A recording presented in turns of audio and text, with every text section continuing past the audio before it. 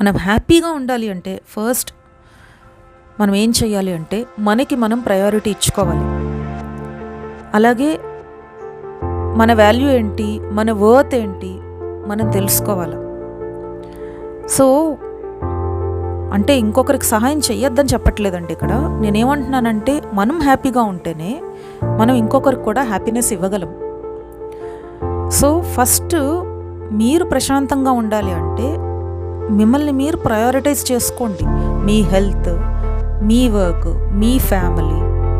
So మీ గురించి మీరు ఆలోచించండి. ఇంకొకరిని పట్టించుకోవడం తప్పు కాదు, కానీ ఫస్ట్ ప్రయారిటీ మీద అయితేనే మీరు నెక్స్ట్ ఇంకా ఇంకా ఎన్నో చేయగలరు. రెండోది ఏంటంటే కొన్నిసార్లు మనం నో చెప్పడం కూడా నేర్చుకోవాలండి. ఈ రోజుల్లో ఏంటంటే తప్పు పనులు చేయడానికి కూడా ధైర్యం ఉంటుంది, కానీ నో చెప్పడానికి ధైర్యం ఉండట్లేదు.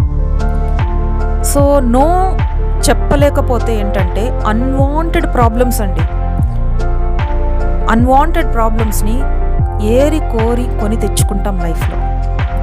సో నో చెప్పలేదంటే కోరి తెచ్చుకున్న ప్రాబ్లమ్సే ఎక్కువ ఉంటాయి. సో అందుకే ఎక్కడ నో చెప్పాలో, ఎక్కడ మీకు మీరు ప్రయారిటైజ్ చేసుకోవాలో దాని గురించి ఆలోచించి ముందుకెళ్ళండి.